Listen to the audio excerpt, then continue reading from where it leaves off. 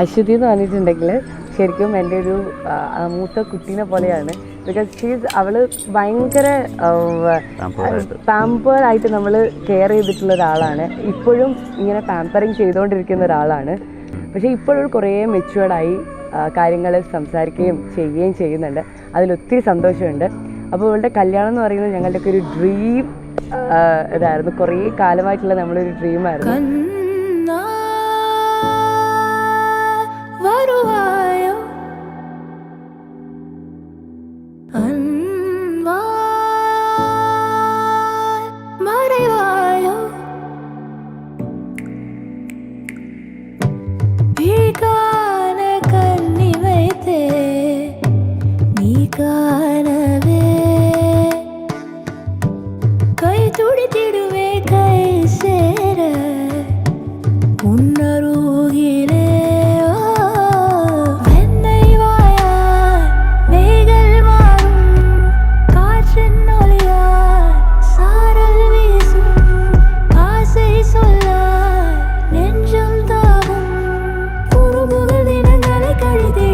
അശ്വതി എന്ന് പറഞ്ഞാൽ ബേസിക്കലി ഞാൻ ഒരൊറ്റ കുട്ടിയായിട്ട് വന്ന ഒരു കുടുംബത്തിൽ നിന്ന് വന്നതാണ്.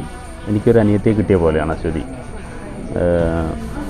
അത്രയും ലവിങ് ആയിട്ട് കെയറിങ് ആയിട്ട് ഒരു ഏട്ടന് വേണ്ട സ്നേഹം വരെ അവൾ തന്നിട്ടുണ്ട്.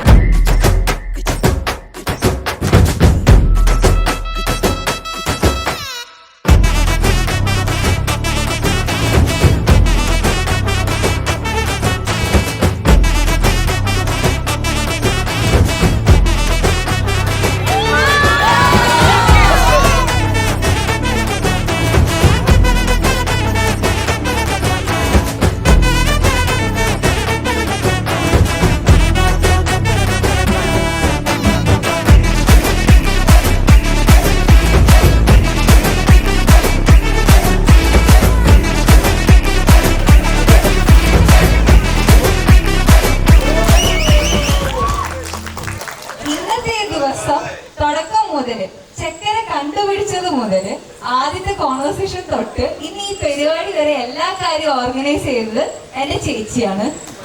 അപ്പൊ ആ ചേച്ചിക്ക് നല്ലൊരു കൈയടി കൊടുക്കും എല്ലാവരും. Thank you.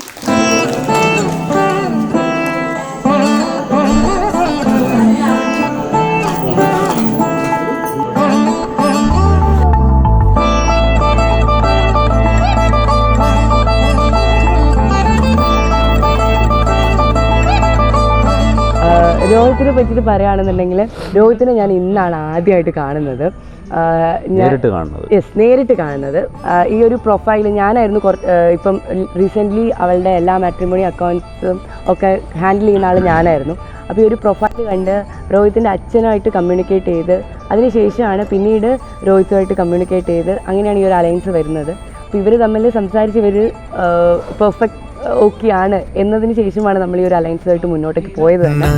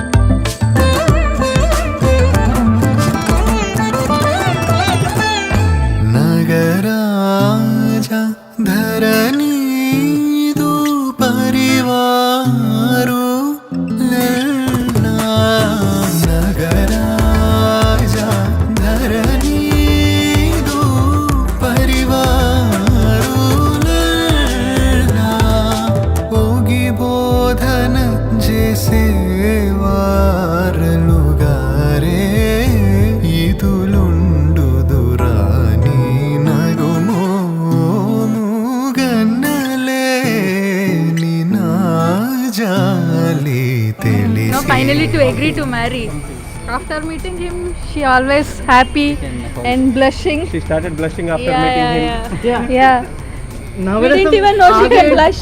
നമ്മൾ അവളുടെ മുഖത്ത് നവരസം ആദ്യമായിട്ട് കാണുന്നത് കല്യാണ സമയത്താണ്. അല്ലെങ്കിൽ പുച്ഛം അല്ലെങ്കിൽ ടെൻഷൻ, ഈ രണ്ട് ഭാവങ്ങളേ ഉള്ളായിരുന്നുള്ളൂ. Then she showed today that she can do other expressions also. Like romance and all. We were like, huh? Actually doing romance?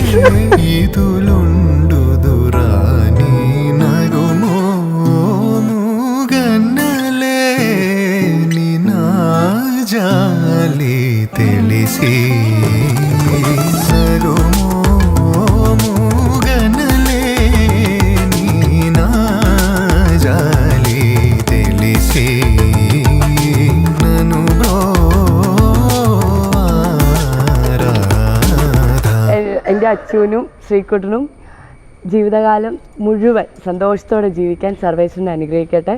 എല്ലാവിധ അനുഗ്രഹങ്ങളും പ്രാർത്ഥനയും ഞങ്ങളുടെ